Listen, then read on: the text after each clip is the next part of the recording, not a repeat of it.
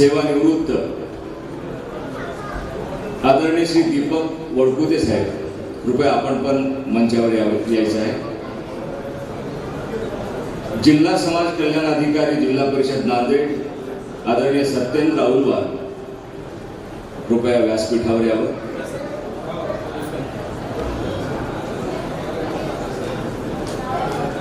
आणि आजचे सेलिब्रिटी ज्यांचा आपण गौरव करतोय,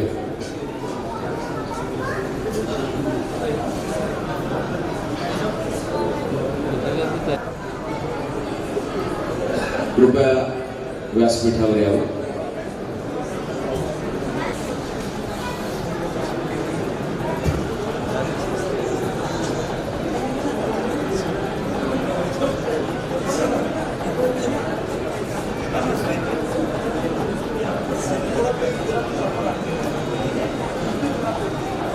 वडतकर साहेब येत आहे.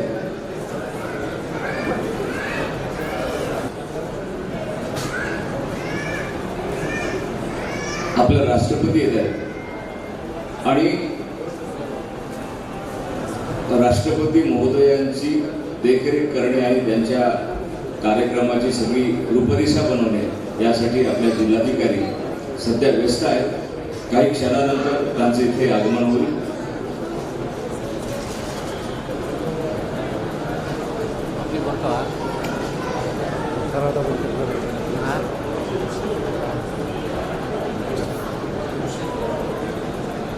सामनाचे जिल्हा प्रतिनिधी आणि ज्येष्ठ पत्रकार आमचे मित्र गायक आदरणीय विजयजी जोशी यांना मी विनंती करतो की आपण मंचावर यायचं.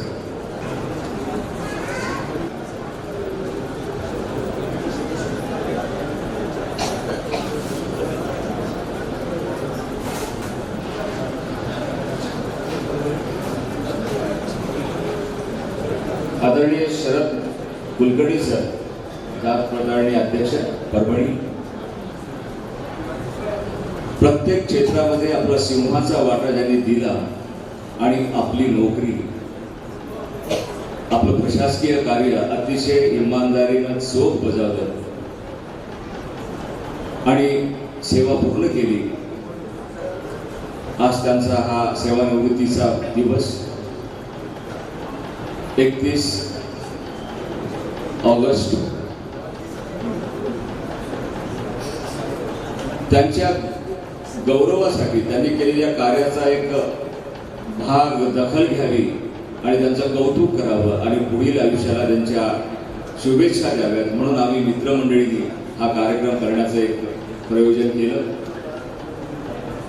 बापूंनी स्वतःच्याच कवितेमध्ये स्वतःच चरित्र लिहिले की काय याची एक कविता आहे.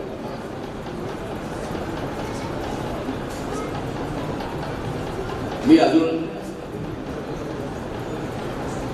एक अशा व्यक्तीला इथे निमंत्रित करतोय की ते आमचे भाऊजी आहेत, बापूचे भाऊजी आहेत आणि बापूच्या पाठीशी खंबीरपणे राहणारे आमचे राजेंद्रजी पत्तीवार यांना मी विनंती करतो की आपण मंचावर यावं.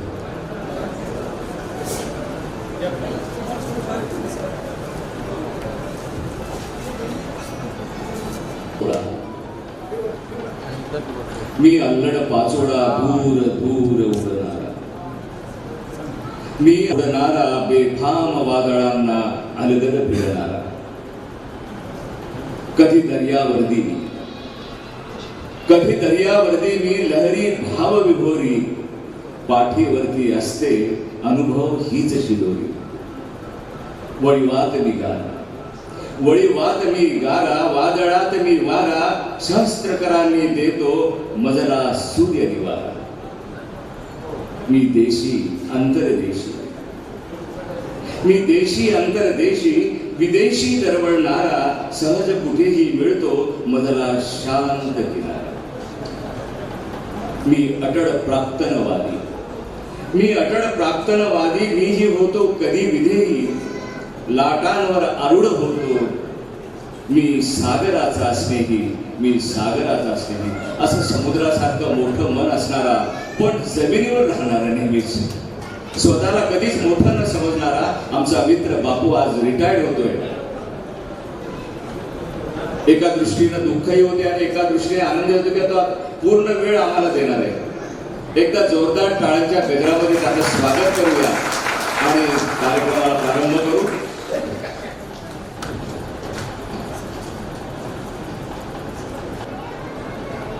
युवा बेटा डी देशमुख सहसंचालक यांचा सत्कार करण्यासाठी कलामंचचे अध्यक्ष आणि आपली माणसाचे रमेश मेहते यांना मी विनंती करतो की त्यांनी स्वागत करा.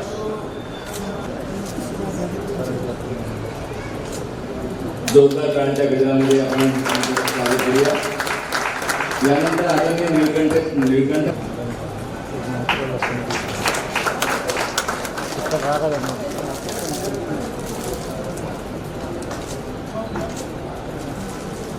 निमंत्रित करतो.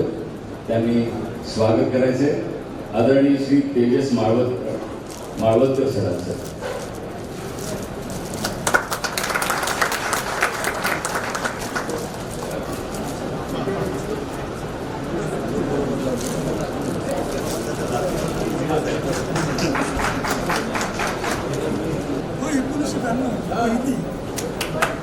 श्री लक्ष्मीकांत बंडेवाले सर एक मिनिट सर सर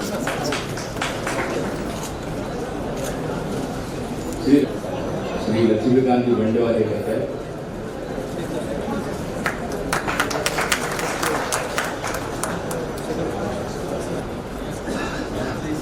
RDC साहेबांचं स्वागत करतोय. जोरदार टाळ्यांच्या गजरामध्ये आपण सर सर सर सर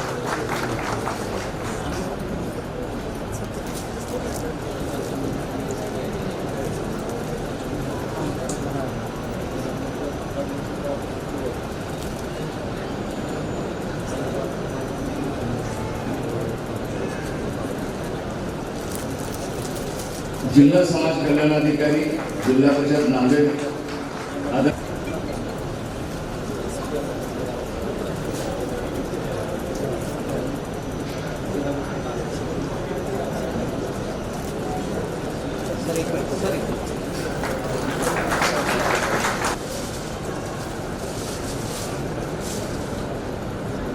विजय जोशीसाठी एकदा जोरदार टाळ्यांचा गजर आहे.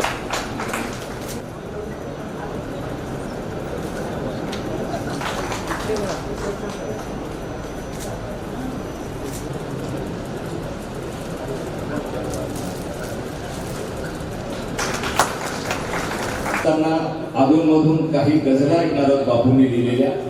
मी आदरणीय लक्ष्मीकांत रवंदे यांना विनंती करतो की आपण जागेवर बसावं. आपल्याला एक आपल्या बापूंचा जो मुख्य संगीत पद्धत केली आहे लक्ष्मीकांत रवंदे यांनी आणि गाते आहे त्यांचीच कन्या आसावरी रवंदे जोशी.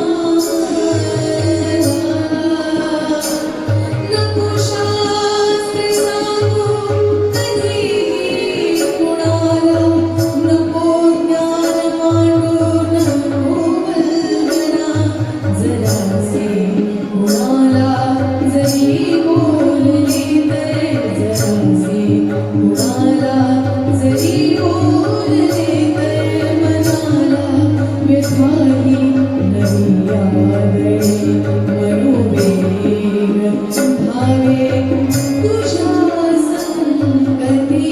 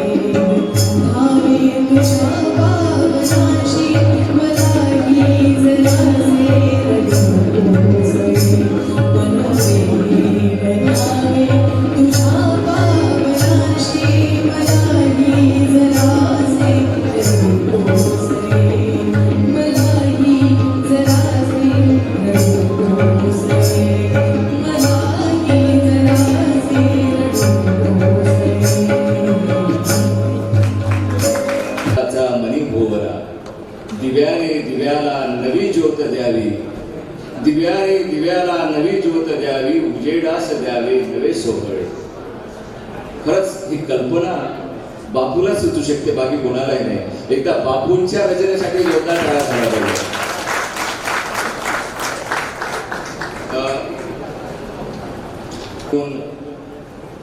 सरिताताई आलेले आहेत, मी त्यांचंही मनपूर्वक स्वागत करतोय आणि आपलं मनोगत व्यक्त करण्यासाठी बापूची बहीण उमा पत्तीवार हिला इथे निमंत्रित करतो. आदरणीय व्यासपीठावरील सर्व निमंत्रित मान्यवर तसेच दादाचे सर्व मित्रपरिवार आणि आमचे सर्व नातेवाईक ह्या गौरव सोहळ्यासाठी उपस्थित सर्व लोकांचं मी इथे स्वागत करते. मी उमा दासरी पत्तीवार, मी सिव्हिल इंजिनिअरिंगमध्ये लेक्चरर आहे औरंगाबादला. मला नेहमी कॉलेजच्या कार्यक्रमांसाठी कुठलाही प्रोग्राम असेल तर दादाला मी 2 ओळी देतो का असं विचारते. आजच्या कार्यक्रमासाठी मला बोलायचं होतं, तुम्ही दादाला म्हटलं मला लिहून दे ना दादा काय बोलू. तो म्हणे तुला येतं. त्याच्यावर उत्स्फूर्तपणे कुठल्याही वेळेला दादाला काही विचारलं किंवा चर्चा करत असेल तर सर्व पाठ असतं त्याला. कुठल्याही गझलचे शेर असतील किंवा गझल असेल किंवा कविता असेल, तर मी बघते की PhD झालेल्या लोकांना सुद्धा एवढं तत्परतेने पाठांतर ओठावर नसतं, पण त्याचं ह्या समाज कल्याण सारख्या विभागात राहून किचकट काम करत असताना ही त्याची जी प्रतिभाशक्ती आहे ही प्रचंड अशी दांडगी आहे. कारण हे सर्व येण्यासाठी खूप इंटेलेक्च्युअल कोशंट जो आहे तो खूप स्ट्रॉंग असायला पाहिजे असं मला वाटतं. दुसरं, तो खूप मेहनती आहे. कठीण परिश्रम त्यांनी केलेले आहेत, त्यामुळेच तो एका स्टेनोग्राफर या पोस्ट पासून आज समाज कल्याण अधिकारी या पदापर्यंत पोहोचलेला आहे. आजकाल आपण बघतो व्हॉट्सअप मध्ये एक AI टूल आलेला आहे नवीन, आर्टिफिशियल इंटेलिजन्स. प्रत्येक जण त्याच्याबद्दल बोलत असतं, पण मला असं वाटतं की हा नॅचरल इंटेलिजन्स त्याच्याजवळ आहे. कधीही त्याला कुठलंही विचारलं की तो, म्हणजे आपल्याला जेव्हा AI माहिती नव्हतं तेव्हापासून त्याच्याकडे हे AI ऑलरेडी हे टूल त्याच्याकडे आहे असं मला वाटतं. अजून एक महत्वाचा गुण म्हणजे त्याचा मित्रपरिवार किंवा तत्पर मदत करणे. बऱ्याचदा असं होतं, दादा आलेला असतो आमच्याकडे आणि मला काहीतरी कोणाचं तरी काम विचारायचं असतं की असं असं आहे दादा. तो विचार न करता पहिला कॉल करतो, किती वाजलेले आहेत, कोणी झोपलेलं असेल का, हा विचार सुद्धा तो करत नाही. तत्पर सेवा आणि प्रत्येकाला मदत करणे हा जो त्याचा सेवाभाव आहे, यामुळेच मला वाटते की आज हे आपण सर्वजण त्याच्या कौतुक सोहळ्यासाठी एवढ्या मोठ्या संख्येने जमलेलो आहोत. आणि दादाला भरपूर यश मिळो आणि त्याचं रिटायर्ड लाईफ खूप चांगलं जावो, आनंददायी आणि भरपूर यश. म्हणजे त्याचा जो काय गझल आणि साहित्यासाठी लागणारा त्याला वेळ होता, एवढ्या कठीण परिस्थितीत म्हणजे काम करत असताना सुद्धा तो खूप छान त्याचं जे पॅशन आहे हे जपत होता. तर आता तर त्याला फुल फ्लेश टाइम मिळणार आहे, तो अजून पुढे जाओ आणि त्याचा हा जो गुण आहे हा त्याला अजून फ्लरिश करो, ही मी सदिच्छा आमच्या गुरुचरणी आणि देवाकडे व्यक्त करते. आणि दादाला उदंड आयुष्य लाभो असं मी या ठिकाणी नमूद करते. आयोजकांनी मला 2 शब्द बोलण्यासाठी इथे निमंत्रित केलं, त्याबद्दल मी त्यांचे धन्यवाद व्यक्त करते. थँक्यू. ज्यांचा भारदस्त आवाज आपल्याला ऐकायचा आहे ते नांदेडचे सामनाचे जिल्हा प्रतिनिधी आणि अतिशय सुंदर गायक म्हणून ओळखले जातात महाराष्ट्रामध्ये. सैनिक हो तुमच्यासाठी, ज्यांनी संपूर्ण महाराष्ट्रभर नेला, असे आमचे मित्र विजय जोशी, बापूचे फार क्लोज फ्रेंड मराठी सांगायचे असतात. तर त्यांना मी विनंती करतो की त्यांनी एक आयुक्त समाज कल्याण परभणी मिनगेरे नांदेड मिनगेरे साहेब इथे उपस्थित झाले. त्यांचा सत्कार करण्यासाठी मी बापूंना विनंती. यानंतर लगेचच बापूंना विनंती करतो की राजमोळे साहेब लातूरून आले, त्यांचाही सत्कार आपण करावा.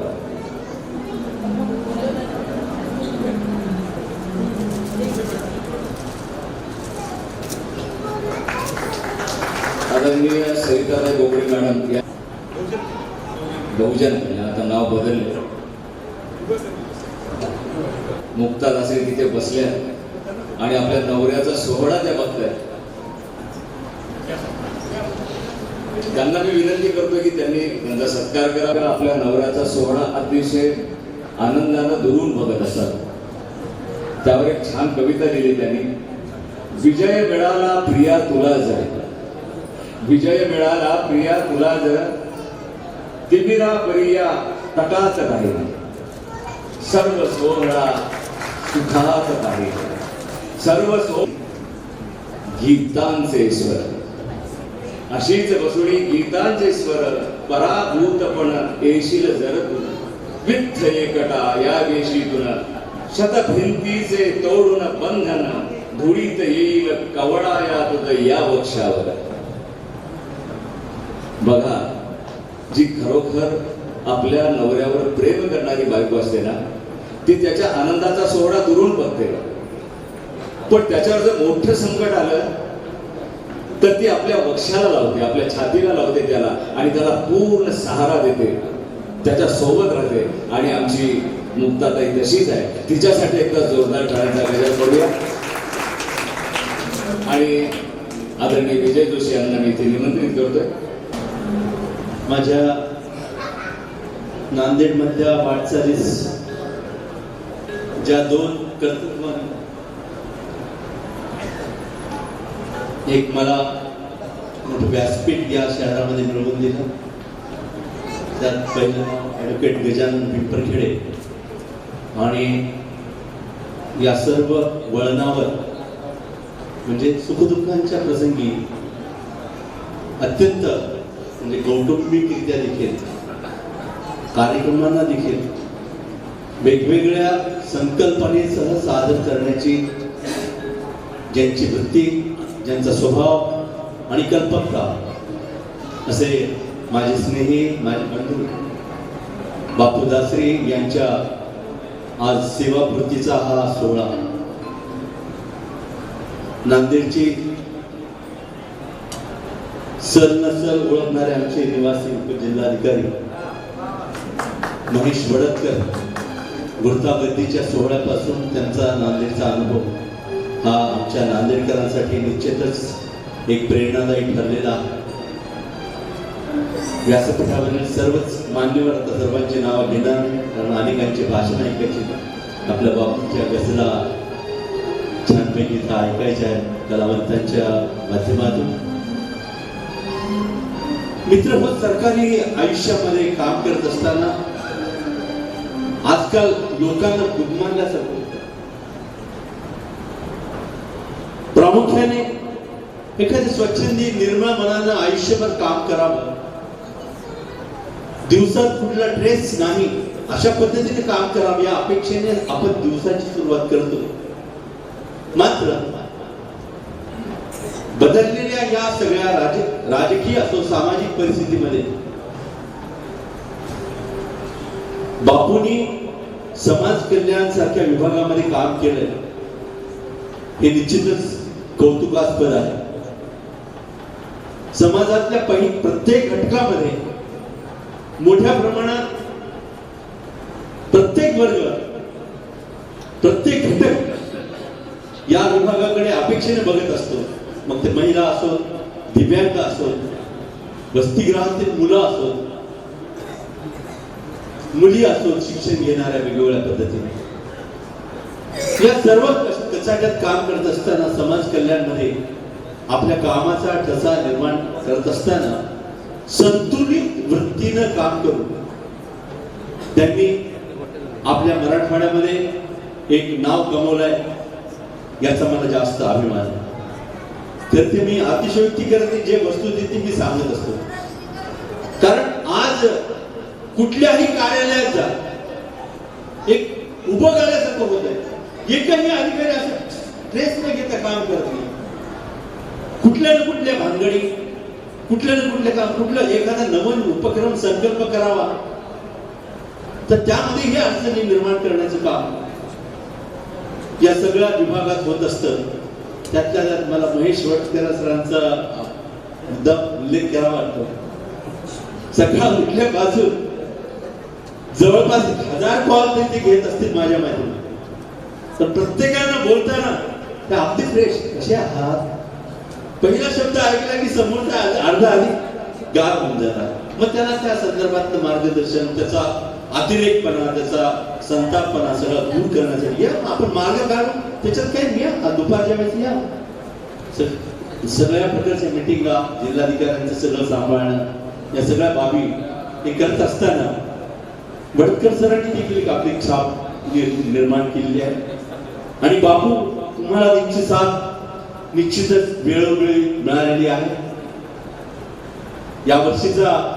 गेल्या वर्षीचा दिवाळी पहाट करत असताना आपण सर्वांनी जी कसरत केली, भले टीकाकार किती असले पण येणाऱ्या प्रेक्षकांनी हा कार्यक्रम टीकाकाराकडे दुर्लक्षित करून वडतकर साहेबांच्या, दिवाकर साहेबांच्या नेतृत्वाखाली अगदी गतवर्षीपेक्षा दुप्पटीने यशस्वी केला आणि प्रत्येक रसिकाने या कार्यक्रमाचा लाभ घेतला.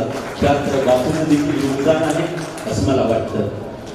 बापू हा अत्यंत संवेदनशील आहे. मी ज्या वेळेस त्याला भेटलो, बोलला, त्यावेळी अनेक अडचणीच्या वेळेस त्यांना मदत करण्याचं मला एक संधी त्यावेळेस अनेक वेळा मिळाली. आणि निश्चितच बापू येणाऱ्या काळामध्ये आता खऱ्या अर्थाने तुम्हाला मर्यादित जीवन, मागच्या पोस्टमध्ये मी म्हणलेलं आहे, तुमचं मर्यादित जीवन आता संपलेलं आहे आणि आता खऱ्या अर्थाने तुम्हाला आता पूर्ण वेळ वाङ्मयासाठी, साहित्यासाठी, गझलेसाठी आणि समाजासाठी आणि सांस्कृतिक जीवनासाठी द्यायचा आहे. वेळ पूर्ण नाही अशा पद्धतीने तुम्हाला या येणाऱ्या काळामध्ये काम करायचं आहे. आमचं सर्वांचं सहकार्य त्यासाठी तुम्हाला मिळतच राहणार आहे. येणाऱ्या काळात आपण छानपैकी एक ग्रंथसंपदा निर्माण करावी, आपल्या गझलेंचा एक छानपैकी संग्रह निर्माण करावा. वेगवेगळ्या लिखाणावर चर्चा संदर्भात मी तर मोटिवेट करतच असतो. बापू म्हणजे सरस्वतीचंच रूप आहे. एखादा विषय सांगितला बापूला, त्याची काही मिनिट दिले की त्यात ओतप्रोत भरून अगदी तासाभरात त्या संदर्भातला लेख आणि त्यावरचं स्फोट तयार करण्यामध्ये बापूची जे कर्तव्य गुण आहे ते निश्चितच वाखाणण्याजोगे आहे. म्हणूनच म्हणते सरस्वती साक्षात त्यांना प्रसन्न आहे.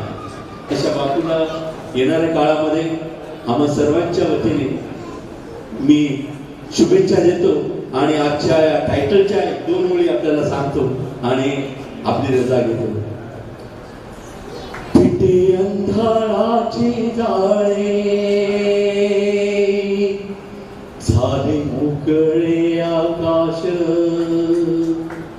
फिटे अंधाराचे जाळे झाले मोकळे आकाश,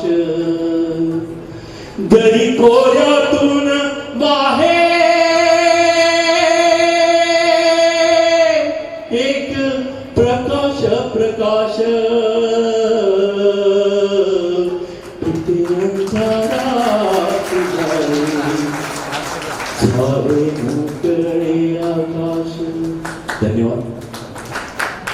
एकदम वातावरण बदलून टाकलं मी दोघांना. बापूंना सरस्वती प्रसन्न आहे असं सांगत असताना मला एक किस्सा आठवला त्यांच्या बाबतीचा. मुंबईला माझ्या सीडीची रेकॉर्डिंग चालू होती, बापूंना घेऊन मी गेलो. कैलासवासी गाणं महर्षी अण्णासाहेब गुंजकरांवर रेकॉर्डिंग चालू होती आणि संगीतकार कनकराजला गीतच मिळत नव्हतं त्याच्यावर. आणि बापू माझ्या बाजूला होते. मी म्हणलं बापू आहेत की एवढे लिहून घ्या ना. तेवढे लिहिता येतं तुम्हाला? तेवढे प्रयत्न करतो. अवघ्या 5 मिनिटामध्ये गीत लिहिलं आणि ते गीत एवढं प्रसिद्ध झालं, संपूर्ण अण्णासाहेबांच्या शताब्दीमध्ये ते संपूर्ण महाराष्ट्रात वाजलं. असं वाटायचं की ते गीत चालू असताना अक्षरशः दीपमाळेतला एक दीप एकानंतर एक लागतोय की काय अशी फिलिंग व्हायची. तुम्ही एकदा आवर्जून ते गीत ऐका म्हणजे कळेल की बापू कशी खरंच काय सरस्वती आहे याच्याबद्दल. मी रमेशजी मेघदे यांना इथे निमंत्रित करतोय. आपली माणसाची बरीच मंडळी इथे आलेली आहे. आमचे माधवरावजी पटणे आलेले आहेत, पाडेकर साहेब आलेले आहेत आणि अजून असंख्य मंडळी आलेली आहे. त्यांच्या वतीनं आमच्या मातृभूमी प्रतिष्ठानचे सचिव आणि कलांगणचे अध्यक्ष रमेश मेघदे हे 2 मिनिटात आपल्या भवनात. आदरणीय व्यासपीठ आणि उपस्थित सर्व बापूचे स्नेहीजन जे बापूवर अतोनात प्रेम करतात ते आपण सर्व. मला सुरुवातीलाच आमचे अनुज ॲडव्होकेट गजानन पिंपरखेडे म्हणाले की 2च मिनिटामध्ये तुमचं मनोगत झालं पाहिजे. आणि तुमच्या मनामध्ये पण कदाचित भीती असेल की आता एकदा माईक भेटला की प्रत्येक वक्ता मनोगत व्यक्त करता करता भाषणाकडे कधी वळला हे आपल्याला कळणारच नाही. तर हा सगळा भीतीचा भाग लक्षात ठेवून मी माझं अगदी 2 मिनिटामध्ये मनोगत व्यक्त करतोय. मनोगत हेच आहे की जेव्हा कळलं बापू आज सेवानिवृत्त होणार आहे आणि सकाळी उठल्या उठल्या जेव्हा त्यांचा पुन्हा मेसेज आला की आज हा कार्यक्रम आहे, आणि माणसाचं असं असतं की सकाळी सकाळी खूप छान थोडं डोकं चालतं आणि जे आले विचार ते आजकालच्या सगळ्या ह्या आर्टिफिशियल इंटेलिजन्स मध्ये त्याला कोंबून पाठवून देण्याचा जो प्रघात सध्या पडलेला आहे तो मी पण अवलंबला आणि एक छोटीशी पोस्ट तयार केली. ती पोस्ट फक्त वाचून दाखवतो आणि माझं मनोगत करतो. प्रिय बापू, इतकी वर्ष नोकरी केल्यानंतर आयुष्यात न टाळता येणारा दिवस तुमचा आज आला. सेवानिवृत्ती.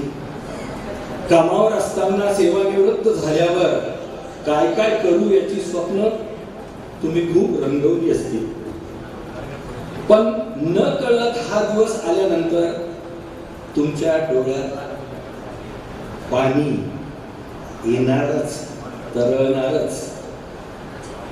आयुष्याची ही सेकंड इनिंग. मी क्रिकेट खेळत होतो त्याच्यामुळे सेकंड इनिंग मला चांगलं आठवतं. पण ज्या मित्रांच्या आणि सहकाऱ्यांच्या साथीने तुम्ही तुमचे दिवस घालवलेले असतात ते पुन्हा येण्याची संधी आयुष्यात परत मिळणारही नसते. ज्यांना तुम्ही गुरुस्थानी मानून गुरु पौर्णिमेच्या शुभेच्छाही दिलेल्या असतात. म्हणूनच मनावर दगड ठेवून या दिवशी आपण आनंद तर साजरा करतोच, पण तेवढंच दुःखही होत असतं. बापू, तुम्हाला आई वडिलांच्या पुण्याईने आज तुम्ही आयुष्यात चांगले दिवस पाहिले. पुन्हा एकदा एकत्र जगण्याचे दिवस तुमचे आले. तुमच्या वयाची साठी कधी आली आम्हाला कळले नाही.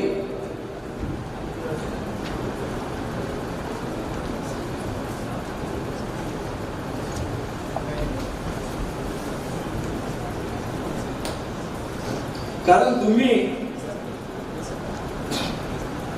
जेव्हा जेव्हा आमच्या बरोबर होतात तेव्हा तुमच्या मनाचे तारुण्यच आम्ही पाहिले आणि ते अनुभवले आहे. आयुष्याच्या सेकंड इनिंगचा सदुपयोग करा, मस्त फिरा आणि स्वस्थ राहा. आयुष्य कधीच थांबत नाही, ते असंच निरंतर सुरू असतं. रिटायरमेंट नंतरचं आयुष्य अधिक सुंदर असतं. सेवानिवृत्त होत आहे, आता मस्त आयुष्य जगा. तुमच्या स्वप्नांना पुन्हा नव्याने पंख लावा. नवी आशा, नवी दिशा. सेवानिवृत्ती, नव्या आयुष्याची नवी दिशा. लहानपणी न जोपासलेले छंद आता जपा. पुन्हा नव्याने बालपण अनुभवा. असते 60 नंतरचे आयुष्य दुसरे बालपणच असते. बऱ्याच गोष्टींकडे कामामुळे तुमचे दुर्लक्ष झालं असेल, आता त्याच्याकडे लक्ष द्या. सगळ्या गोष्टींकडे लक्ष देऊन तुमच्या आयुष्यातील नवीन प्रवासाचे प्लॅन करा. हे प्लॅन तुम्ही पूर्ण करा आणि तुमची रिटायरमेंट मजेत घालवा हीच अपेक्षा करतो आणि आपणास निवृत्तीनंतरचे आरोग्यदायी दीर्घायुष्य लाभो अशी परमेश्वर चरणी प्रार्थना करतो आणि थांबतो. मी लाडके म्हणत नाही, पण ते जेव्हापासून आले ते सगळ्या नांदेडकरांना आवडायला लागले. त्यांचं प्रत्येक प्रशासकीय कार्य अत्यंत मोलाचं असतं. अत्यंत कमी बोलणं, पण काम मात्र अतिशय कर्तबगारीनं पार पाडण्याचा त्यांचा हे काय. परवा शिवकथा झाली, शिवकथेमध्ये बरंच मोठं संकट आलं, पण अतिशय लीलया आपल्या महसूल खात्यातले कर्मचारी सोबत घेऊन त्यांनी ते पार पाडले. एकदा जोरदार टाळ्यांच्या गजरामध्ये. आणि त्यामुळे आणि रात्र झालेली, पाऊस धोधार पडतोय आणि साहेब स्वतः त्या पावसामध्ये शिवकथेला येणाऱ्या लोकांचं चांगलं व्हावं, त्यांना कथा ऐकायला मिळावी म्हणून झटत होते. असा एखादाच जिल्हाधिकारी एखाद्या जिल्ह्याला भेटतो. आदरणीय रावसाहेब इथे आलेले आहेत, त्यांचं मी मनपूर्वक स्वागत करतो. आणि आमच्या बापूजीचे भाऊजी पत्तीवार साहेब यांना विनंती करतो, इंजिनियर राजेंद्र पत्तीवार, रचनेमध्ये शब्दामध्ये जर त्यांचं कौतुक करायचं असेल साहेबांचं, तर या पदावर येण्यासाठी त्यांनी काय कष्ट घेतले. प्रसाद घेण्याआधी थोडे पूजन व्हायला हवे. प्रसाद घेण्याआधी थोडे पूजन व्हायला हवे. थोडे रंगीत मधुर संगीत भजन व्हायला हवे. भेटू भेटू म्हणता काही ईश्वर भेटत नसतो. माणसाला उगत देव भेटावा म्हणत देव भेटत नसतो. आत्म्याने या वाटेवरती सुजन व्हायला हवे. सुजन व्हायला हवे. स्वतःचं अस्तित्व दाखवण्यासाठी काबाड कष्ट केल्याच्या नंतर माणूस मोठ्या पदावर जातो आणि एवढे कष्ट करून साहेब आज या पदावर आलेले आहेत. पुन्हा एकदा तुम्हाला विनंती, जोरदार टाळ्यांचा गजर करू आणि मोठमोठ्या कार्यक्रमाकडे आपण वळूया. आज जो हा सगळा अट्टहास आपण केलेला आहे तो बापूंसाठी.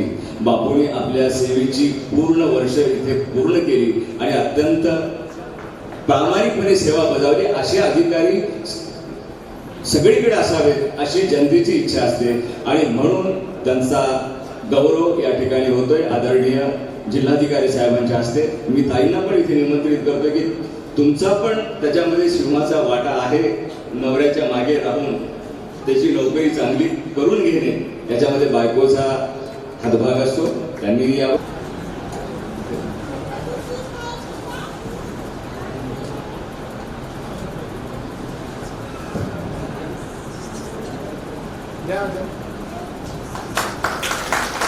सर मनो पिक्चर मालो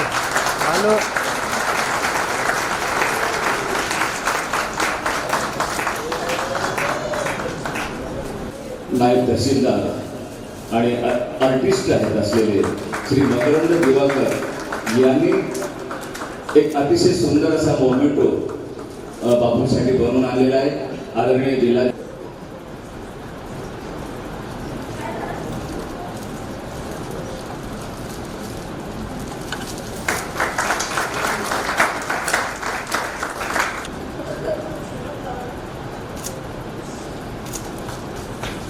खरोखरच आणि त्यांना काहीतरी मानाचे 2 शब्द ते तर सगळ्यांसाठी. असा विचार केल्यानंतर परभणीचे जिल्हा कोषागार अधिकारी श्री निळकंठजी पाचंगे यांना विनंती केली की आपणही मराठीतले MA आहात, आपण मानपत्र लिहावं. त्यांनी मानपत्र लिहिलेले. मी त्यांना विनंती करतो की ते मानपत्र आपणच वाचून द्या.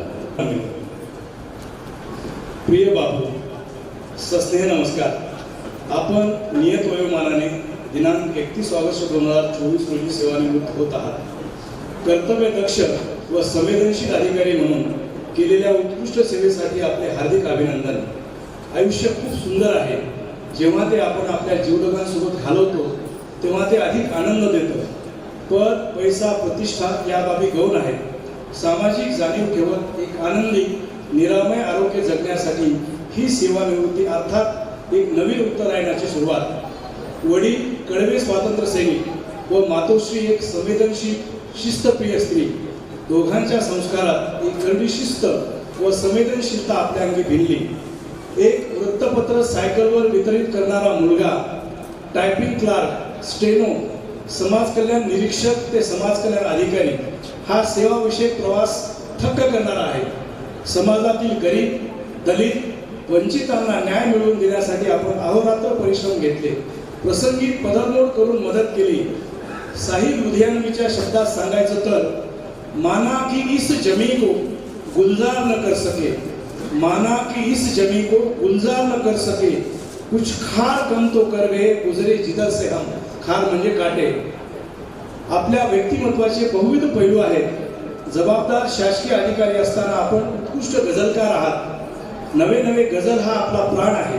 उत्कृष्ट निवेदन, चांगले पाठांतर यामुळे गझल संमेलनामध्ये आपल्या गझलांसोबत इतरही नामांकित गझलकारांच्या गझलांचे सादरीकरण ऐकणे ही आम्हा रसिकांसाठी एक पर्वणी असते. महाराष्ट्रभर आपण गझल मुशायऱ्यामध्ये सहभागी होता. आपण आपल्या आईवरती व मुलींवरती लिहिलेली गझल ऐकताना डोळ्यांच्या कणा पाणावतात. नांदेडच्या सांस्कृतिक वैभवामध्ये आपण मोलाची भर टाकली आहे. दिवाळी पहाट व इतर कार्यक्रमांच्या आयोजनामध्ये आपला सक्रिय सहभाग राहिला आहे. कायम मित्रमंडळींच्या मेळ्यामध्ये वावरणं, गप्पांचा फळ जमवणं, गरजू मित्रांना मदत करणं ही आपल्या व्यक्तिमत्वाची वैशिष्ट्ये आहेत. बापू, आपण समृद्ध आयुष्य जगलात त्यासाठी आपले मनस्वी अभिनंदन. कवी श्री दत्ता पडसलगीकर यांच्या कवितेतील ओळीप्रमाणे आपण आपले आयुष्य जगले आहे. ज्यांची बाग फुलून आली त्यांनी 2 फुले द्यावी, ज्यांचे सूर जुळून आले त्यांनी 2 गाणी द्यावी, ज्यांच्या अंगणात ढग झोपले त्यांनी उंजळभर पाणी द्यावे. आपली सेवापूर्तीची इनिंग यशस्वीरित्या पूर्ण होत आहे. आपल्या आयुष्याच्या दुसऱ्या इनिंगसाठी, आपल्या राहून गेलेल्या इच्छापूर्तीसाठी आपल्याला निरामय आरोग्य लाभो ही शुभकामना आपणास हे मानपत्र मित्रमंडळीच्या वतीने सानंद प्रदान करीत आहोत. दिनांक 31 ऑगस्ट 2024. शब्दांक निलंबित 5. धन्यवाद. लिहिलं वाचलं. बापू ज्या गझला लिहितात त्या गझला लिहितात साहेबांना माहिती आहे, पण ती गझल कशी गायला जाते, सरांना त्या गझलेचे शब्द संगीतात बसल्यावर कसे वाटतात. मी आसावरी जोशी रवंदे, एक उभरती अशी गायिका आहे नांदेडची, तिला विनंती करतो की बापूंनी रचलेली एक गझल साहेबांच्या समोर सादर करावी. मौनात शब्द कळ्याची चालू झाली मैफल. मौनात शब्द कळ्याची चालू झाली मैफल. आठवणीचा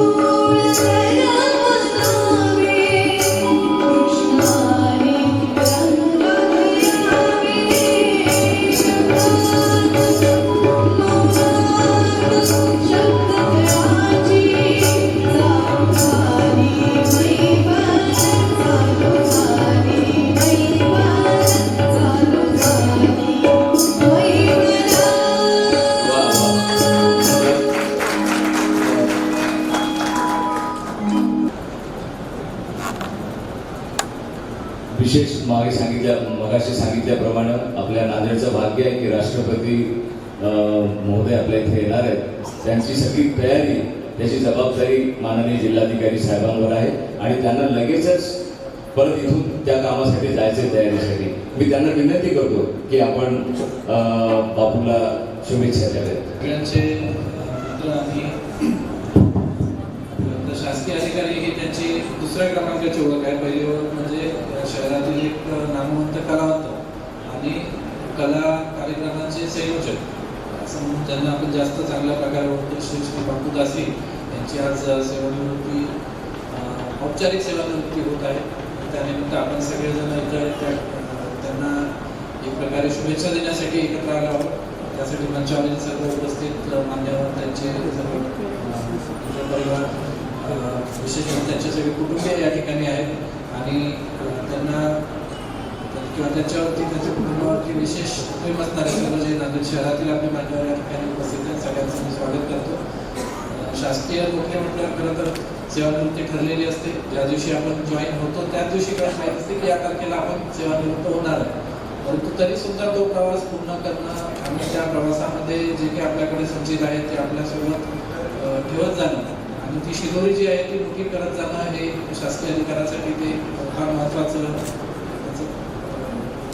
जीवनाचा एक तो भाग असतो. आणि त्या अनुषंगानं की अधिकारी म्हणून श्री बापू दासी यांनी काही काम केलं.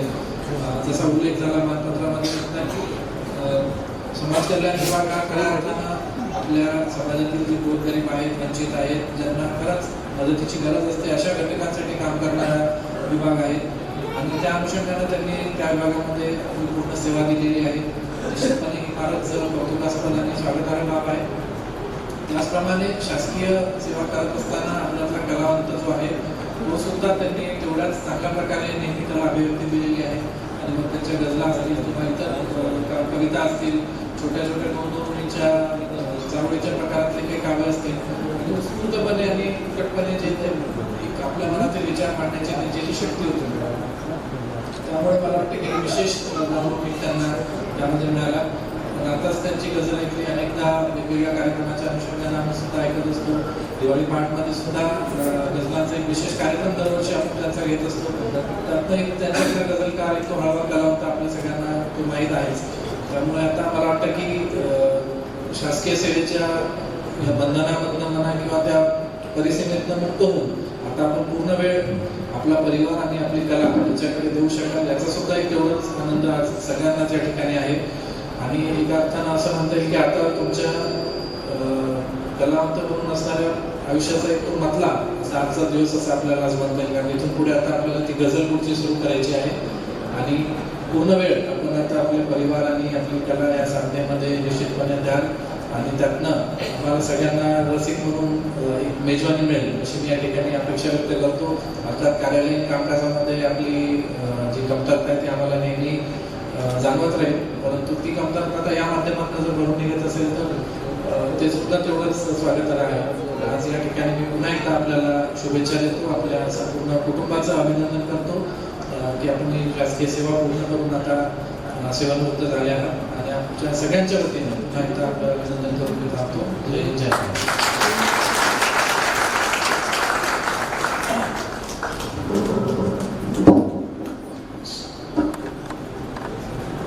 आदरणीय जिल्हाधिकारी महोदय, वेळाचा वेळ काढून प्रचंड व्यस्त असताना बापूवरचं प्रेम आणि बापू सारख्या निस्पृह निस्वार्थी अधिकाऱ्यांवर असलेलं प्रेम व्यक्त करण्यासाठी फक्त 2 भाषणं आणि बापूंचं मनोगत होईल आणि मग नंतर आपल्याला बोलण्याचा आस्वाद घ्यायचा. मी आदरणीय दिलगिरी राठोड साहेबांना विनंती करतो की त्यांनी आपल्या भवनात मंचावर उपस्थित सर्व मान्यवर, आज या कार्यक्रमाप्रसंगी या ठिकाणी सर्व बापूचे स्नेही मित्र परिवार आणि बंधू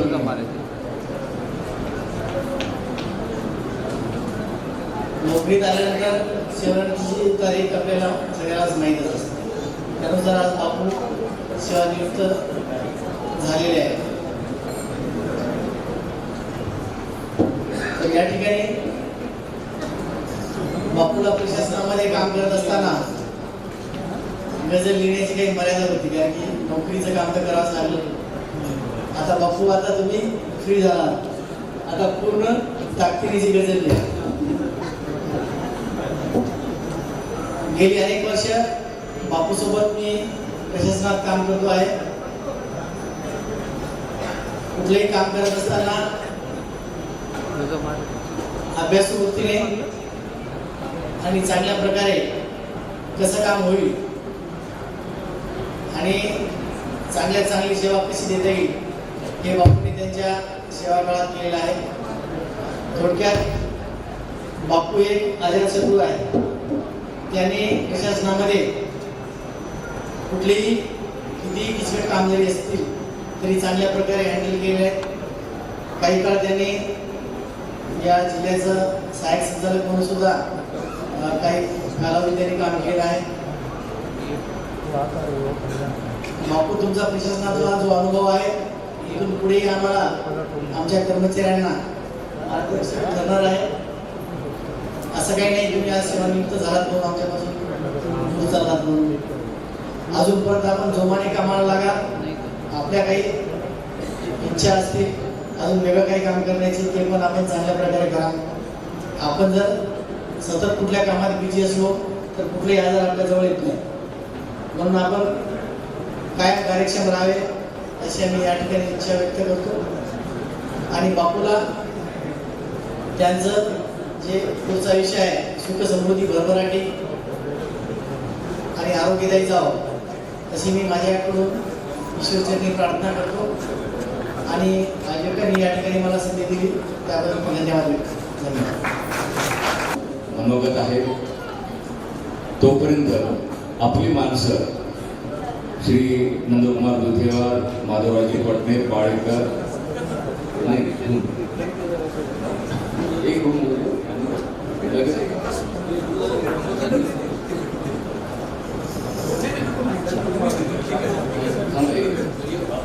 गडबड करू नका सध्याच.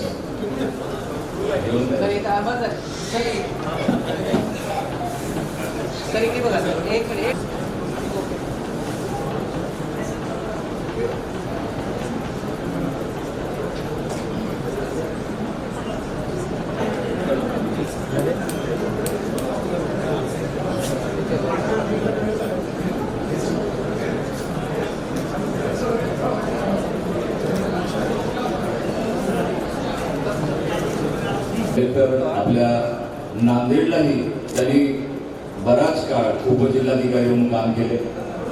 माझा त्यांचा संबंध जवळपास 10 वर्ष आला. अतिशय प्रेमळ आणि जिव्हाळ्याचा माणूस असलेला हा व्यक्ती इथे आलेला आहे आणि बापूला शुभेच्छा. कार्यक्रमाचे सरकार बापू आणि बसलेले समाज कल्याण विभागाचे उपायुक्त नारोडकर साहेब, माहिती आहे आपण जे आज 10 वाजले तर आज मध्यरात्री ऑफिशियल रिटायर होत आहे.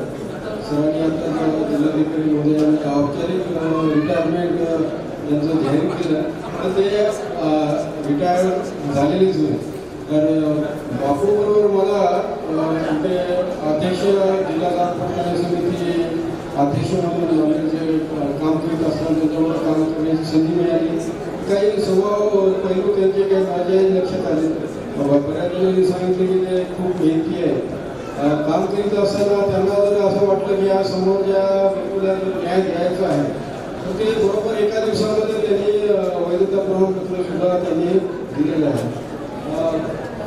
परत ते कधी असं नर्वस नसतात, सतत हसतमुख असतात. त्यामुळे त्यांचे कधीही किचकट प्रश्न बरोबर सोडून मिळणार प्रश्न तो किती गुंतागुंतीचा असो, कॉम्प्लेक्स असो, बरोबर सोडवणार. त्यांचा जो हसत राहण्याचा जो स्वभाव आहे तो असाच राहील. आज जरी ते 18 वर्षे गाठले असतील तरी त्यांचं बायोलॉजिकली आजही आपल्याला 25 वर्षाचं झालं. त्यांना कविता करण्यासाठी जे उत्स्फूर्तपणे स्पॉन्टेनियस जे त्यांची जी प्रतिभा आहे ते त्यांना कुठलाही प्रसंग चालतो. त्यांची आई वारल्यावर मी गेलो होतो त्या आईच्या याच्या मृत्यूच्या प्रसंगी सुद्धा त्यांनी एक शोक रचलेली आहे. त्यांना विषय असा लागतच नाही. त्यांना फक्त तुम्ही सांगा 5 मिनिटात त्यांची कविता गझल काय. तर आता आपल्याला सर्वांना एक अपेक्षा आहे की त्यांचं एखादं पुस्तक आता बाहेर प्रकाशित व्हायला काही हरकत नाही. आणि असं त्यांची जी ख्याती आज नांदेडमध्ये आहे ती संपूर्ण रसिकांना आपल्या भारतामध्ये सर्वांना त्याचा रसिकतेचा लाभ मिळावा ही एक त्यांच्याकडे अपेक्षा आहे. आणि त्यांना तसंच आजही 58 वर्षी ते चांगले मोटारिस्ट आहेत, तर त्यांनी पर्यटन करावं. आजही ते रॉयल एनफिल्ड चांगले कॉन्फिडेंटली चालवतात. तर त्यांचं जे चांगले आहे आजही त्यांचं 58 वर्षी जरी असलं तर कॉलेजकडे मी परत सांगतो 25 वर्षे आहे. हे आजही ते चांगले फिरू शकतात, पर्यटन करून चांगला आनंद मिळू शकतात. कारण नोकरीच्या याच्यामध्ये एवढं काही मिळत नाही. तो एक राहिलेली जी कोकणी त्यांनी भरून काढावी. तसंच सतत ते मेहनत करून जर इथपर्यंत आले सांगितलेलंच आहे राहुलच्या वक्त्यांनी. तर त्यांनी आणखीन असंच त्यांनी कार्यरत राहावं आणि रिटायरमेंट घेण्याचा विचार सुद्धा करू नये. फक्त शासकीय कामातून तुम्ही रिटायरमेंट घेतलेली आहे, पण बाकी तुम्ही सामाजिक कार्य आणि साहित्यिक कार्य ह्याच्यामध्ये तुम्ही आणखीन जोमाने तुम्ही कार्यरत राहाल हे मला अपेक्षा आहे. त्यांना परत एकदा त्यांना पुढील शिक्षणमध्ये आरोग्यदायी आणि समाधानात जावं ही अपेक्षा ईश्वरचरणी करतो. आणि मी माझ्या 2 महिन्यात सगळ्यांना बोलायची इच्छा आहे. बापूंनी जे काय आजपर्यंत पेरले ते उगवण्याच्या मागे आहे. सगळ्यांना बोलायची इच्छा, पण लोकांना उपाशी ठेवल्याचं पातक लावू नये. कारण 10 वाजता लोक उपाशी गेले तर त्याचं पातक म्हणजे बोलवलं ज्याच्यासाठी तेच होणार नाही. म्हणून आम्ही बऱ्याच मान्यवरांचं बोलणं कट केलं. फक्त डी देशमुख साहेबांना विनंती करतो की अवघ्या 1 मिनिटात भावना व्यक्त कराव्या, कारण आपल्याला लोकांना जेवू घालायचं आहे. नांदेडला खरं म्हणजे ही माझी 3री वेळ आहे. पहिल्या वेळी नांदेडला आलो होतो साधारणतः 85-86 मध्ये मी कॉलेजमध्ये अमरावतीला शिकत असताना. आमच्या एका मित्राचं लग्न झालेलं होतं आणि त्याची सासरवाडी नांदेड जिल्ह्यातली होती. तो म्हणाला मला खोकला झालेला आहे, जरा सोबत चला. मग आम्ही बुलेट गाडीवर आलो. 5 वाजता त्याच्या सासरवाडीला पोहोचलो नांदेड जिल्ह्यातल्या गावात. सासरे आले म्हणे काय गावाय बापू खोकला झाला का? ते म्हणत हो जरा तब्येत बरोबर नाही. तर त्याने एक गावरान दारू आणली. म्हणे 1 पेग घ्या, म्हणे खोकला जाईल तुमचा. मी म्हटलं खरं 1 पेग घेतलं तर खोकला जाईल का? ते म्हणाले अहो या दारूमुळं माझी 20 एकर शेती गेली, तर खोकला कायच येत आहे. दुसऱ्या आता या ठिकाणी बरेच मनोगत व्यक्त झाले, पण खरं म्हणजे सौ दासरी वहिनींचं मनोगत व्यक्त होणं गरजेचं होतं. कारण सरकारी अधिकाऱ्यांना सांभाळणं हे बायकांना किती कठीण असतं. कारण अनेक वेळा काय होतं की आपण जेव्हा सरकारी नोकरीत जातो तर घराकडे लक्ष देणं होत नाही. अनेक वेळा पत्नी सांगते की उद्या मुलाचं शाळेत अमुक पॅरेंट मिटिंग आहे, आपण गेलं पाहिजे, याला युनिफॉर्म पाहिजे आहे, अमुक आहे. आपण हो म्हणतो आणि वेळेला असा काहीतरी प्रोग्राम येतो की आपल्याला शक्यच होत नाही. सर्व सरकारी अधिकाऱ्याचे हेच प्रश्न आहे. आणि म्हणून त्यांनी जर त्यांचं मनोगत व्यक्त केलं असतं तर नक्की ह्या म्हणतील की मी दरवर्षी आपल्या सरकारी अधिकाऱ्यांच्या बायका वडसावित्री पूजेला जातात आणि जन्मोजन्मी हाच पती मिळते म्हणतात. त्या जर गेल्या वडसावित्रीच्या पूजेला तर म्हणते जन्मोजन्मी हाच पती मिळते, पण शेवटचा जन्म हा असू दे. कारण आता दिवसेंदिवस परिस्थिती सरकारी अधिकाऱ्याची फारच म्हणजे त्या महिलांचं जे योगदान आहे सरकारी अधिकारी कर्मचाऱ्यांना सांभाळण्यामध्ये ते खरंच खूप महत्त्वाचं आहे. त्या काही सांभाळतात म्हणून बापूदासरीसारखे आमच्यासारखे अधिकारी आज जे काही प्रशासनाला जनतेला जे काही योगदान ते देऊ शकतात. बापूदासरीचा माझा पहिला प्रसंग जो आला तो आम्ही 2002 मध्ये माझी जेव्हा नांदेडला पोस्टिंग झाली त्यावेळेस त्यांचा संबंध आला. तोपर्यंत आम्ही शाळेत महात्मा गांधीला बापू म्हणतात हे ऐकून होतो, पण इथं बापूदासरी हे यांना बापू म्हणतात हे नवीनच होतं आम्हाला. आणि तेव्हापासून त्यांचं जे काही स्वभाव, त्यांच्या कामाची पद्धत, त्यांचे संग्रह असलेलं ते GR परिपत्रक, अभ्यासपूर्ण माहिती आणि विशेषतः लॉची जी काही माहिती होती, जे काही ॲफिडेविट सादर करावं लागतं त्याच्या अनुषंगाने जे काही त्यांनी बऱ्याच गोष्टी त्यांनी त्या प्रशासनात रुजवलेल्या आहेत, आपला ठसा उमटवलेला आहे. आणि म्हणून आज वयाच्या 58व्या वर्षी कोणी रिटायर होतो, सेंट्रल गव्हर्नमेंट 60 वर्षाला होता आणि त्यांचा एक स्वातंत्र्य सैनिकाच्या घरी जन्म घेऊन, त्यांचे वडील स्वातंत्र्य सैनिक होते. मधल्या काळात त्यांनी जे आमची चर्चा व्हायची त्यामध्ये दिल्लीला वडिलांसोबत गेलेले होते आणि एका प्रश्नावर कसं त्यांनी चिठ्ठी पाठवली आणि त्यावेळेचे आदरणीय शंकरराव चव्हाण साहेब केंद्रीय मंत्री होते. त्यांनी लगेच चिठ्ठी पाठवल्यावर आज बोलावलं, चर्चा केली आणि तो प्रश्न 2 दिवसात हा प्रश्न सॉल्व्ह झाला पाहिजे. आणि त्यावेळेस त्या लोकांनाही वाटलं की मंत्री महोदयाचे एवढे कार्यक्रम फिक्स असताना चिठ्ठी दिली आणि यांना आज बोलावलं कोण व्यक्ती आहे. तर असं एक त्यांच्या वडिलांचं जे व्यक्तिमत्व होतं स्वातंत्र्य सैनिक म्हणून त्यांचा जो ठसा उमटवलेला आणि तेच गुण पुढे त्यांनी चालवले. त्यांच्या परिवारातून ते पुढे समाजासाठी जे काही देणं आहे ते देत असतात. समाजात मी पाहिलं प्रशासनात काम करत असताना 3 व्यक्ती मला प्रवृत्ती लोक आढळल्या प्रशासनामध्ये की साधारणतः एक 100%पैकी 20 ते 30% ऑन एन ॲव्हरेज अधिकारी कर्मचाऱ्याच्या जागा रिक्त असतात. 70% लोकांना ते काम करावं लागतं आणि 70% कामामध्ये 25 ते 30% लोक कुठलेही काम सांगत ते कष्ट टाळू या प्रवृत्तीचे असतात. 25-30% असतात ते कुठलंही काम सांगा ते कसं टाळू आणि फक्त 25-30% लोक असे असतात की ते कष्टाळू या वृत्तीचे असतात आणि त्याच्यात मला वाटतं बापू दासरे कष्टाळू या कॅटेगरीत मोडतात आणि या 30% लोकांना कष्टाळू प्रवृत्तीचं काम करावं लागतं आणि त्या 70%चा भार या 30% अधिकारी कर्मचाऱ्यांना उचलावा लागतो. ही प्रत्येक ठिकाणची परिस्थिती आहे. आपण आज सेवानिवृत्त होतात, आम्हाला आनंद आहे. आपण जे काही पुढच्या भावी आयुष्यात जे काही आपलं कसा उठवायचं, योगदान द्यायचं आहे, जे काम आहे कारण ॲक्शन बी प्लॅन तयार पाहिजे. रिटायरमेंट नंतर आता आपण सकाळी उठलो की आपल्या कामाला रात्री 8 वाजता घरी येऊन 9 वाजता 10 वाजता शनिवार रविवार माहीत नसतो. पण आता जो वेळ आहे, आता फुल पगार होता, वेळ कमी होता, आता वेळ जास्त असणार आहे, पगार अर्धा असणार आहे. त्याच्यामुळे आपल्याला जो काही आता वेळ आहे तो आता आपल्या कुटुंबाला आपल्या ज्या काही ॲक्शन बी प्लॅन असेल तो तयार करावा. कारण आता तुम्ही RTOची भूमिका करू नये. कारण सरकारी नोकरीला वाटते की नवरा रिटायर झाला की त्याने RTO होऊ नये.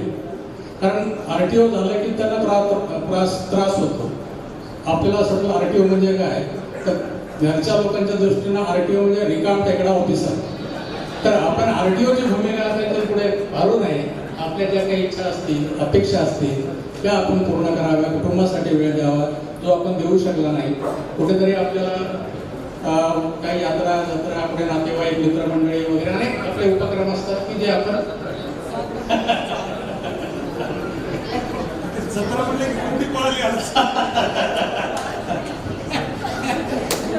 तर आपण ज्या काही राहिलेल्या कार्यक्रम आपल्या ज्या अपेक्षा असतील तर त्या पूर्ण कराव्यात आणि आपला जो काही अनुभव आहे तो आपला लॉचा अनुभव आहे तो वकिलाच्या स्वरूपानं मोफत सल्ला जे काही आपल्याला करता येईल.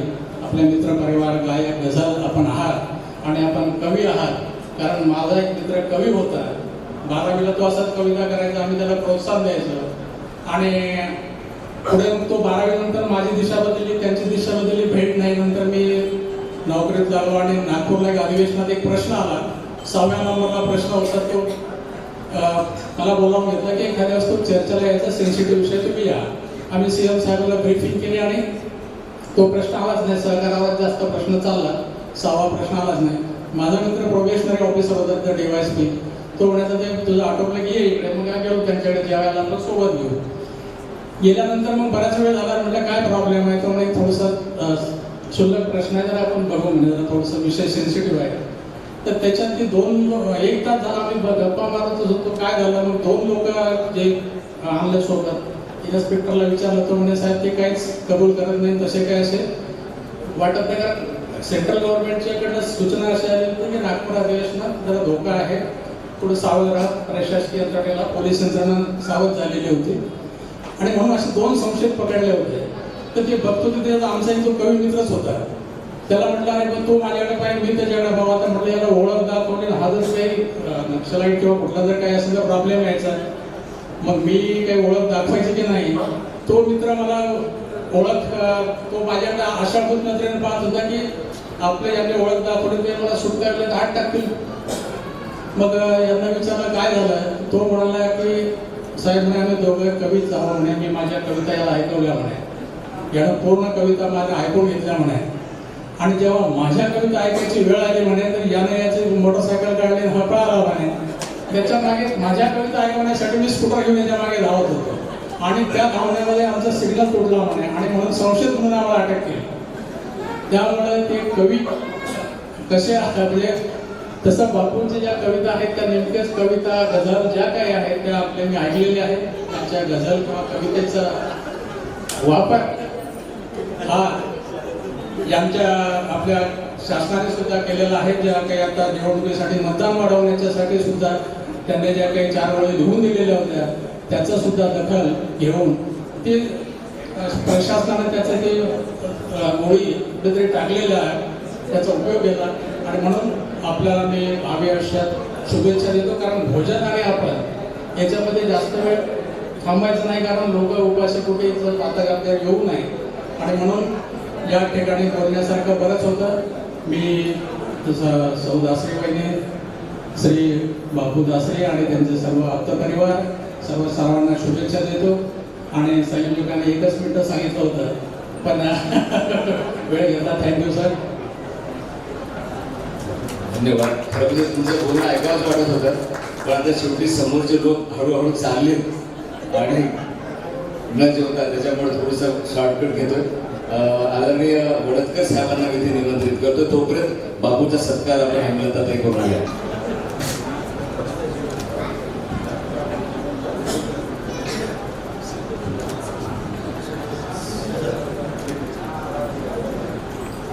कर्मचारी कसा सांभाळावा, काम कसं करून घ्यावं, अधिकाऱ्याशी कसे संबंध ठेवावे, हे सगळं शिकून घ्यायला जर सेमिनार कोणाचा घ्यावा तर वडतकर साहेबाचा घेतला पाहिजे. महाराष्ट्राचा सांस्कृतिक महोत्सव नांदेडला घेतला, अतिशय अवघड प्रकार होता. अनेक जिल्ह्यातले अनेक प्रकारचे अनेक नमुन्याचे माणसं आले होते आणि प्रत्येकाचा स्वभाव विचित्र होता. कोणी पैसे मागत होता, कोणी काही मागत होतं, तरी पण साहेबांनी प्रत्येकाला व्यवस्थित संधी देऊन हँडल केलं आणि तो सांस्कृतिक महोत्सव यशस्वी झाला. मी सरांना विनंती करतो की आता आपण बापूबद्दल भावना व्यक्त कराव्या. धन्यवाद. कबीर, आमचे कबीर बापू दासरी. बऱ्याच वेळा मला काय बापू दासरीचं नाव कशाच नाही, बापू दासरी मग मी त्यांचं नाव कबीर ठेवलं आणि मग गझलामधून ते कबीर आहेत असं कळालं. असे आमचे मित्र बापू दासरी, सौ दासरी मॅडम, अस्मिता आणि सर्व सन्माननीय व्यासपीठ आणि आपण सर्व श्रोतेजन. बापूंचा खरं म्हणजे मला वाटलं बापू हे सर्वांसमक्ष डिक्लेअर नाही करणार अशी माझी धारणा होती, पण ती काही राहिली नाही.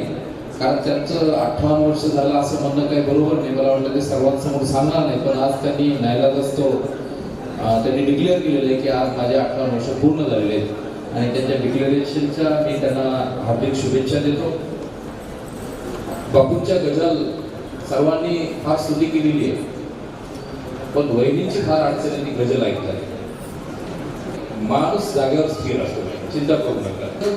स्वतः डोकावून बघत असते की ही गझल माझ्यासाठीच लिहिलेली नाही ना. आणि अशा बापूंच्या गझला ज्या आहेत, तर जोशी साहेब आता सांगत होते की आता ते रिटायर्ड झाले, त्यांच्यावर काय धडपड वगैरे काय, हा तुमचा शुद्ध गैरसमज. ते गझलमधून त्यांनी प्रशासन चालवलं, प्युअर गझलमधूनच प्रशासन चालवलं आणि प्रशासनाचे विषय आणि त्याचे आलेले अनुभव हे त्यांच्या गझलेचे विषय होते. आता आम्ही ते चिरवून घेतलं त्यांच्याकडून. आता गझलेचे विषय कुठं राहिले त्यांच्या गझलेसाठी वेळ राहिला, पण गझलचे विषय कुठं गेले. तर आता बापूचं काम होतं, आता तुम्हाला गझलचे विशेष होता.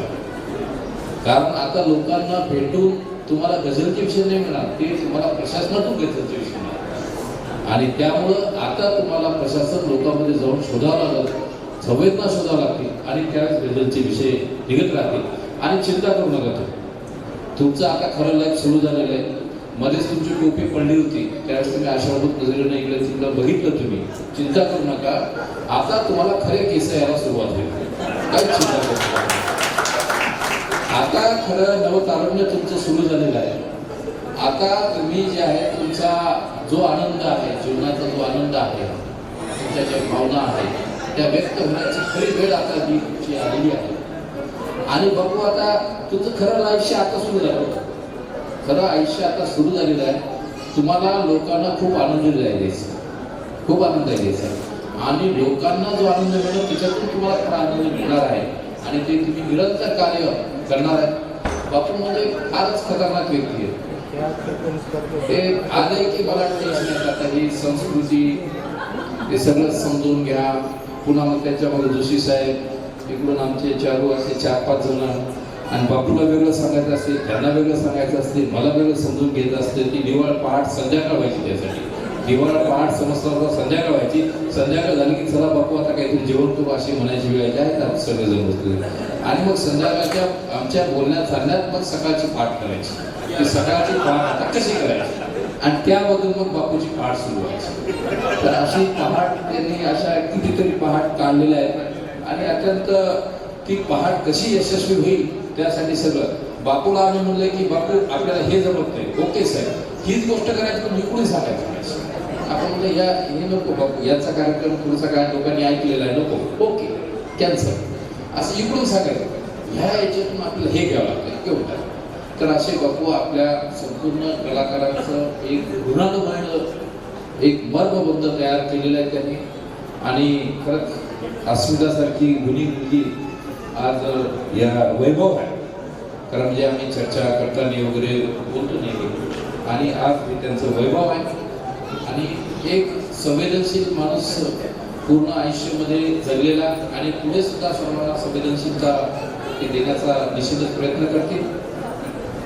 बापूसाठी आज हे सर्वजण जमलेले.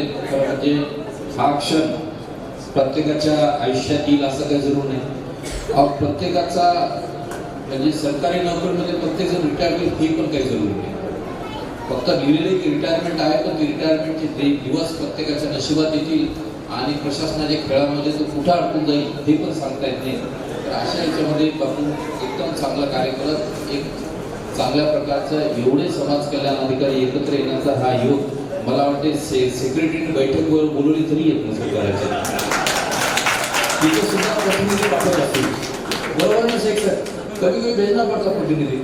तर अशा या सगळ्यांना यांना प्रतिनिधी पाठवतच नाही, स्वतःच यावं लागले. प्रतिनिधी घरचे प्रतिनिधी सोबत लागले, पण यांना प्रतिनिधी पाठवता आले नाही.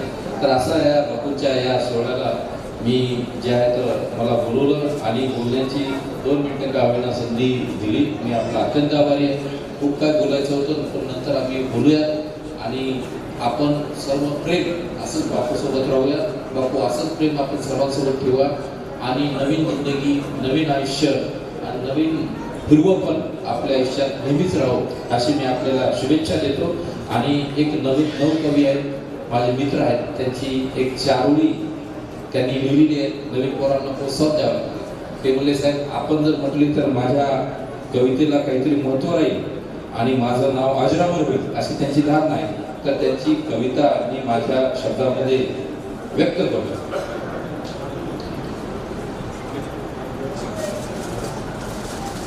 दिवाकरजी मकरंद म्हणून आद्य कवी नाही म्हणतात, नवकवी आहे. त्यांची एक कविता आहे नाही काय, बापू तुम्ही जपली वेदना, गीतात पसवली संवेदना. बापू तुम्ही जपली वेदना, गीतात पसवली संवेदना. बापू तुम्ही सिद्ध हस्त, लिखाण घडत भारदस्त. बापू तुम्ही सिद्ध हस्त, लिखाण घडत भारदस्त. बापू काव्याची उजळविली प्रतिभा, जशा किरण उजळती नभा. बापू काव्याची उजळविली प्रतिभा, जशा किरण उजळती नभा. बापू तुम्ही सेवेत दिली पदोपदी साथ, शासन सेवेत एक दीप वात. बापू तुम्ही सेवेत दिली पदोपदी साथ, शासन सेवेत एक दीप वात. धन्यवाद. धन्यवाद.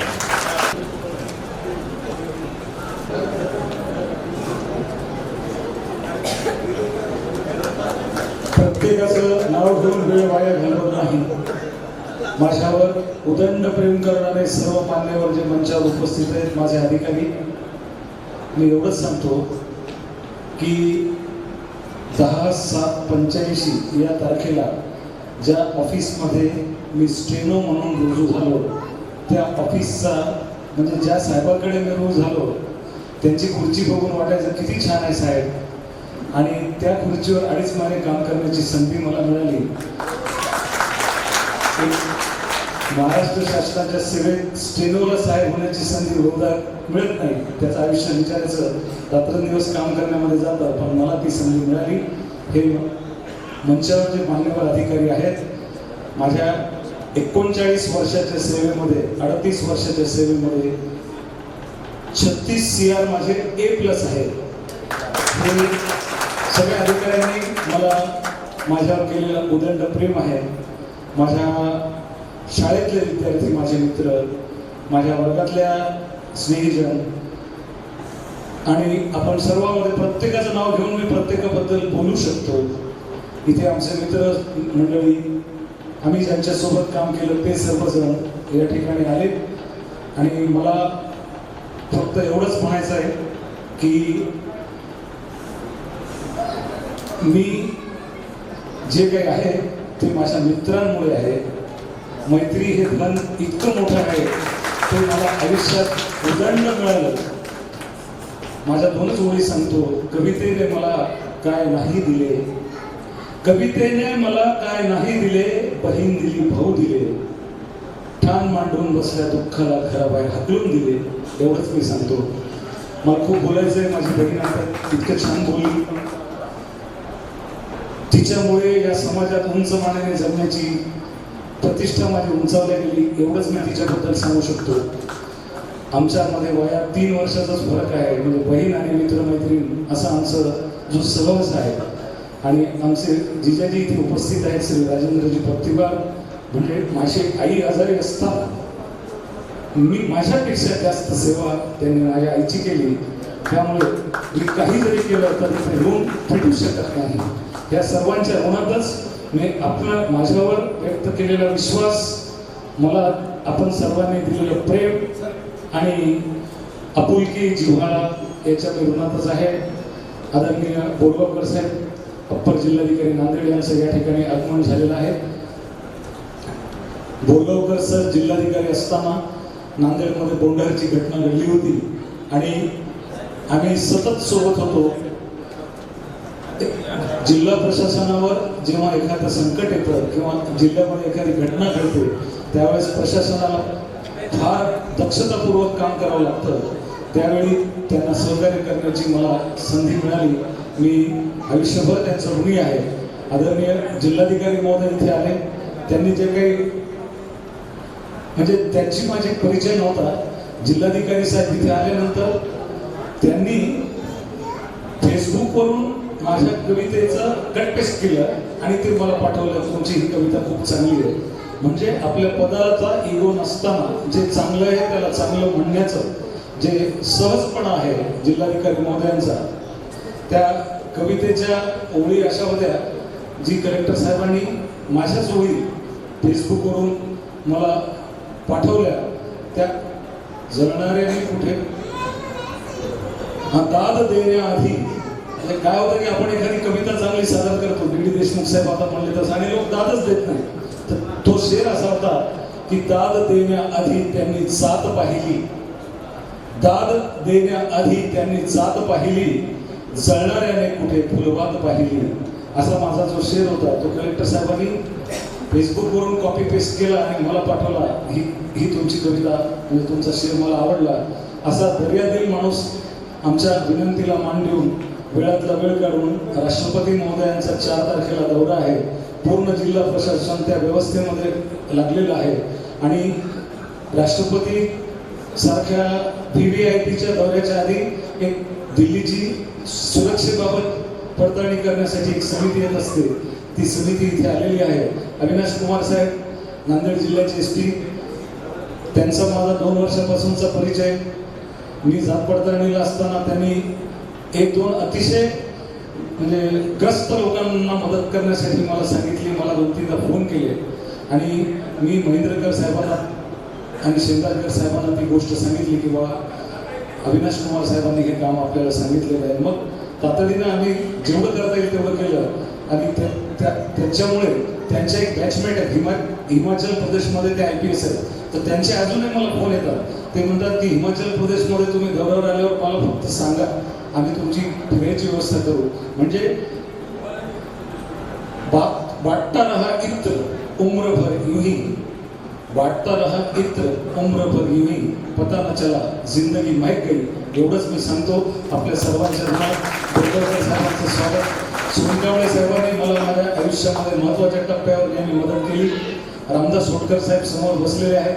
मला त्यांना पण भाषणाला बोलवायचं होतं, कारण की माझ्या जीवनातल्या प्रत्येक वाटचालीच्या टप्प्यावर होटकर साहेबांनी मला मदत केली. त्यांचं पण मी ऋणी आहे. आणि सभागृहातला प्रत्येक व्यक्ती हा माझ्यावर प्रेम करण्यास, माझ्या आपुलकीपोटी इथे आला. त्यामुळे आभाराचे भार कशाला आणि आता फुलांचे हार कशाला, एकमेकाच्या हृदयातच राहू, त्या हृदयाला दार कशाला. एवढंच मी म्हणतो आणि थांबतो. वेळ झालेला आहे. माझी कळकळीची विनंती आहे की कोणीही स्वरूपची भोजन घेतल्याशिवाय जाऊ नये. आपण इतक्या वेळ थांबलेला आहात म्हणजे घरी गेल्यावरही आत्ता जेवायची व्यवस्था नाही. त्यामुळे कृपया आपण जेवण केल्याशिवाय कोणी जाऊ नये. माझ्या आपुलकीपोटी जे मंडळ इथे आली त्यांच्या मी पुन्हा एकदा व्यक्त करतो. धन्यवाद.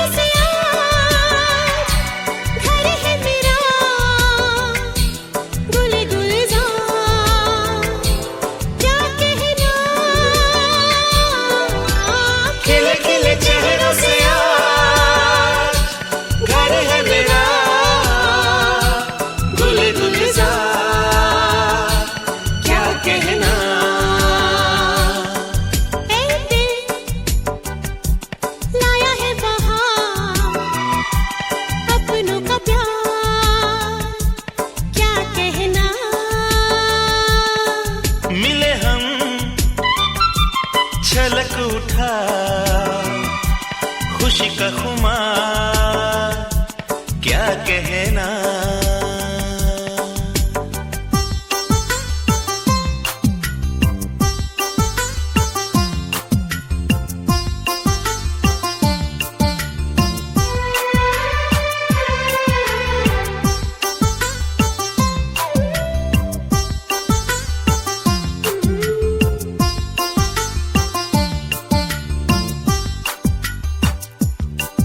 हम तुम यूं ही मिलते रहे, महफिल यूं ही सजती रहे। बस प्यार की यही एक धुन हर सुबह शाम बजती रहे। गले में महकता रहे प्यार भरी बाहों का हार, क्या कहना। खिले खिले चेहरों से आज घर है मेरा, गुल गुलजार, क्या कहना।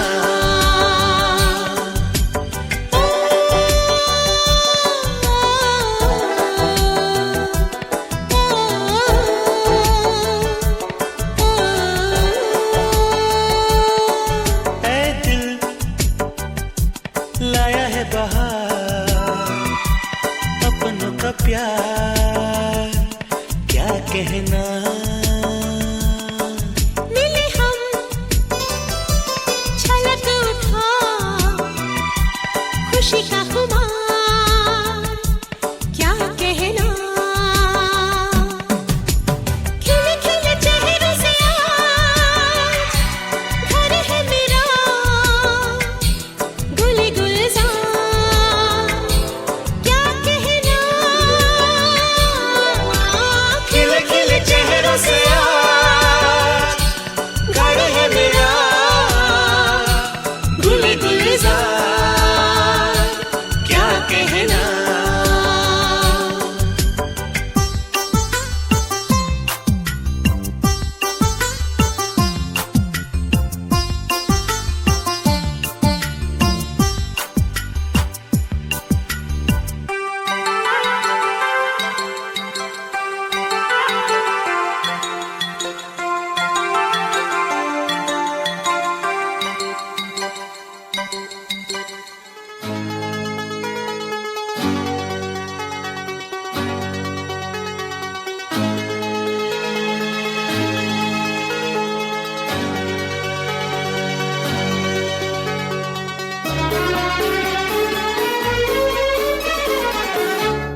प्यार के धागे धागे धागे तोड़े नहीं, टूटे टूटे टूटे।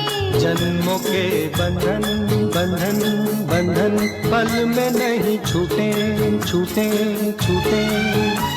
ओ जुड़ के ये टूटे नहीं, बंध के ये छूटे नहीं बंधन। प्यार के धागे धागे धागे तोड़े नहीं, टूटे टूटे टूटे। जन्मों के बंधन पल में नहीं छूटे छूटे छूटे।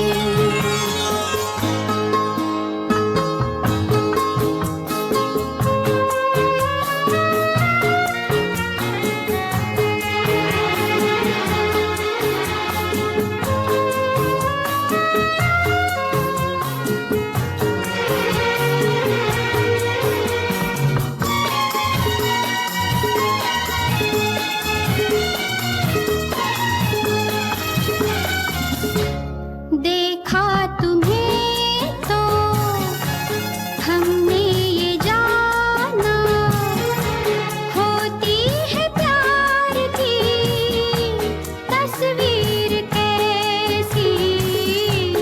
ऐसे तो कम है तकदीर वाले, हो जिनके ख्वाबों की ताबीर ऐसी।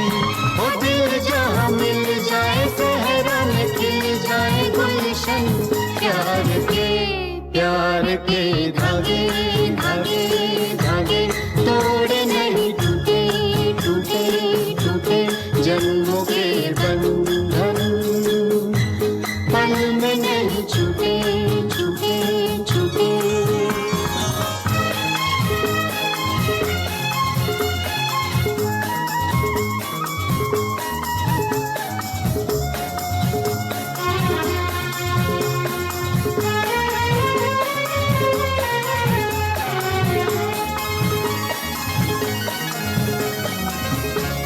प्यार है मंदिर, प्यार है पूजा, प्यार से प्यारा कोई न दूजा। प्यार है मीरा, प्यार है राधा, मर के भी प्यार का टूटे न वादा। ओ दुनिया में कभी कभी दिल को मिले खुश जीवन हार के, प्यार के धागे धागे धागे तोड़ नहीं टूटे टूटे टूटे, जन्मों के बंधन पल में नहीं छूटे छूटे छूटे।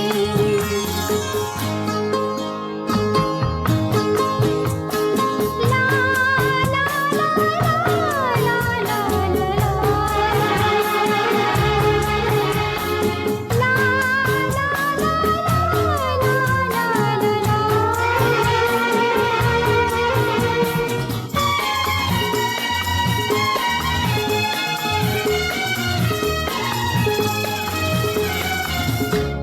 दो दिल लिखे जो अपने लहू से, दुनिया वो दास्तां कैसे मिटा दे। सांसों में प्यार की शम्मा जले तो आंधी वक्त की कैसे बुझा दे।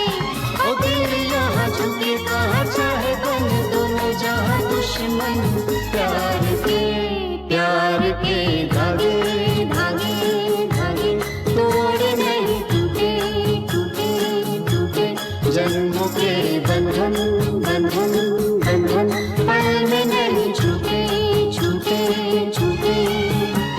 ओ जुड़ के टूटे नहीं, बंध के छूटे नहीं बंधन, प्यार के धागे धागे धागे तोड़ नहीं टूटे टूटे टूटे, जन्मों के बंधन पल में नहीं छूटे छूटे छूटे। प्यार के धागे धागे धागे तोड़ नहीं।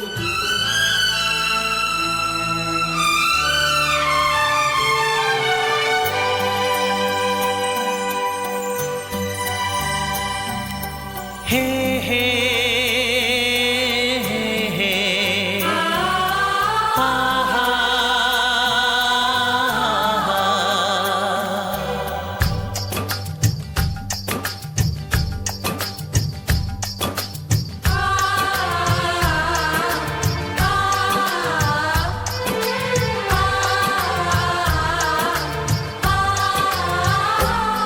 ये बंधन दिलों के बंधन, ये नाते दिलों के नाते, ये बंधन दिलों के बंधन, ये नाते दिलों के नाते तय होते हैं अंबर पे, धरती पे जोड़े जाते।